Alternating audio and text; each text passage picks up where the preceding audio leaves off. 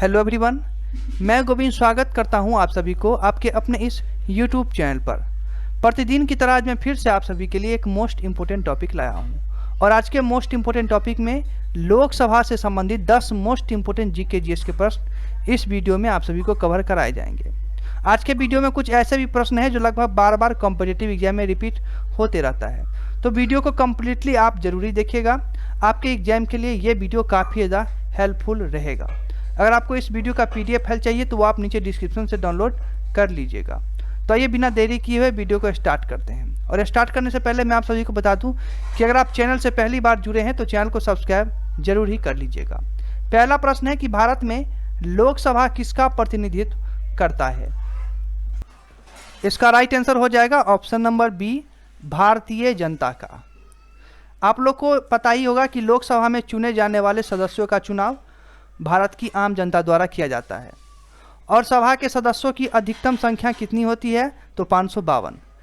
ऐसा संविधान में उल्लेख किया गया है, जिसमें से 530 सदस्य राज्यों का होता है और 20 सदस्य संघ राज्य क्षेत्रों का प्रतिनिधित्व करते हैं।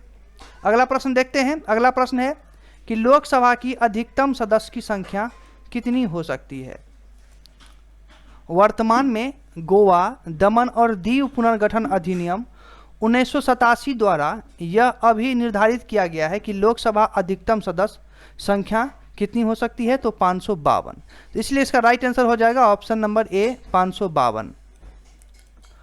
अगला प्रश्न है कि लोकसभा के नए निर्वाचन क्षेत्र कम से कम कितनी जनसंख्या का प्रतिनिधित्व करती है? यह प्रश्न कॉम्पिटिटिव एग्जाम में बार बार रिपीट होते रहता है, तो इस प्रश्न को आप जरूरी कवर कीजिएगा। इस प्रश्न का जो राइट आंसर वो होगा ऑप्शन नंबर सी, 7.5 लाख। मैं आप सभी को बता दूं कि देश का जो सबसे बड़ा निर्वाचन क्षेत्र आंध्र प्रदेश का मलकागिरी लोकसभा निर्वाचन क्षेत्र है। याद रखिएगा कि देश का सबसे बड़ा निर्वाचन क्षेत्र कौन सा है? तो आंध्र प्रदेश का मलकागिरी लोकसभा निर्वाचन क्षेत्र है और यहाँ जो है कुल 29,53,915 मतदाता है। आइए अगला प्रश्न देखते हैं। अगला प्रश्न है कि क्षेत्रफल की दृष्टि से केंद्र शासित प्रदेश में देश का सबसे छोटा लोकसभा निर्वाचन क्षेत्र कौन सा है? यह भी इंपॉर्टेंट प्रश्न है, कई बार कॉम्पिटिटिव एग्जाम में रिपीट हो चुका है। अगर आप इस प्रश्न का जवाब पहले से जानते हैं तो हमें कमेंट सेक्शन में जरूर ही रिप्लाई करें। देश का सबसे छोटा लोकसभा निर्वाचन क्षेत्र जो है वो लक्षद्वीप है। ऑप्शन नंबर सी इसका राइट होगा, यहाँ पे तो केवल मात्र 47,972 मतदाता है और चुनाव आयोग के रिकॉर्ड के अनुसार देश के 5 बड़े लोकसभा निर्वाचन क्षेत्रों में कुल 1,16,31,249 मतदाता है, जबकि 5 सबसे छोटे निर्वाचन क्षेत्रों में कुल 7,56,820 मतदाता है। अगला प्रश्न है कि निम्न में से मतदाता संख्या की दृष्टि से देश का सबसे बड़ा लोकसभा निर्वाचन क्षेत्र कौन सा है? प्रश्न को आप अच्छे से पढ़िए और समझिए, यह भी इंपॉर्टेंट प्रश्न है। यह प्रश्न BPSC 2004 में पूछा हुआ प्रश्न है। हो सकता है आपके आने वाले कॉम्पिटिटिव एग्जाम में इस 10 में से कोई सा भी प्रश्न रिपीट हो जाए, इसलिए 10 प्रश्न को कवर करना आपके लिए काफ़ी ज़्यादा इंपॉर्टेंट है। इसका राइट आंसर हो जाएगा ऑप्शन नंबर ए, मलकागिरी। देश का जो सबसे बड़ा निर्वाचन क्षेत्र आंध्र प्रदेश का मलकागिरी लोकसभा निर्वाचन क्षेत्र है। यहाँ पे कुल 29,53,915 मतदाता है। याद रखिएगा यहाँ पे कितने मतदाता हैं? तो 29,53,915 मतदाता है। अगला प्रश्न है कि लोकसभा का चुनाव लड़ने के लिए इच्छुक व्यक्ति की न्यूनतम आयु कितनी होनी चाहिए? राइट आंसर हो जाएगा ऑप्शन नंबर बी, 25 वर्ष। संसद सदस्य के रूप में चुने जाने के लिए एक व्यक्ति को भारत का नागरिक होना भी चाहिए और राज्यसभा में चुने जाने के लिए उनकी आयु कम से कम 30 वर्ष और लोकसभा के मामले में कम से कम 25 वर्ष तो होनी ही चाहिए। राइट आंसर इसका इसलिए ऑप्शन नंबर बी होगा।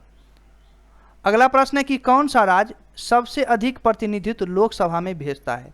यह भी काफ़ी ज़्यादा इंपॉर्टेंट प्रश्न है। यह भी प्रश्न कॉम्पिटिटिव एग्जाम में रिपीट होते रहता है, जैसे कि BPSC 1998 में ये प्रश्न पूछा हुआ है। बताइए कि इस प्रश्न का राइट आंसर क्या होगा? इस प्रश्न का राइट आंसर हो जाएगा option number D, Uttar Pradesh. Uttar Pradesh के लोकसभा निर्वाचन क्षेत्र राज्य में लोकसभा सीट यानी 80 विधानसभा सीट यानी 404 हैं। अगला प्रश्न है कि निम्न में से मतदाता संख्या की दृष्टि से देश का सबसे बड़ा लोकसभा निर्वाचन क्षेत्र कौन सा है? राइट आंसर हो जाएगा ऑप्शन नंबर बी, मलकागिरी। अगला प्रश्न है कि लोकसभा के किसी सदस्य की सदस्यता कितने दिनों तक लगातार अनुपस्थित रहने पर समाप्त हो जाती है? राइट आंसर हो जाएगा इस प्रश्न का ऑप्शन नंबर ए, 2 माह। संसद के किसी सदस्य की सदस्यता तब समाप्त समझी जाती है यदि वह बिना सदन को सूचित किए 60 दिनों तक अनुपस्थित रहता है, इसलिए ऑप्शन नंबर इसका ए राइट होगा। और आज के वीडियो का आखिरी प्रश्न है कि अविश्वास प्रस्ताव किस सदन में लाया जाता है? अच्छे से देखिए प्रश्न को, कह रहा है कि अविश्वास प्रस्ताव किस सदन में लाया जाता है। ऑप्शन को देख लीजिए, 2 ऑप्शन नीचे भी है, लोकसभा, राज्यसभा, किसी भी सदन में इनमें से कोई नहीं। राइट आंसर इसका हो जाएगा ऑप्शन नंबर ए, लोकसभा। संविधान में तो अविश्वास प्रस्ताव का कोई जिक्र ही नहीं है, लेकिन अनुच्छेद 18 के तहत हर सदन अपनी प्रक्रिया बना सकता है, जबकि नियम 198 के तहत ऐसी व्यवस्था है कि कोई भी सदस्य लोकसभा अध्यक्ष को सरकार के विरुद्ध अविश्वास प्रस्ताव का नोटिस दे सकता है।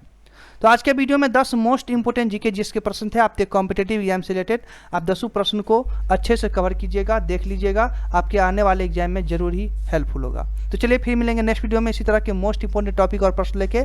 तब तक के लिए मैं गोविंद आप सबसे इजाज़त चाहता हूँ। वीडियो को देखने के लिए धन्यवाद।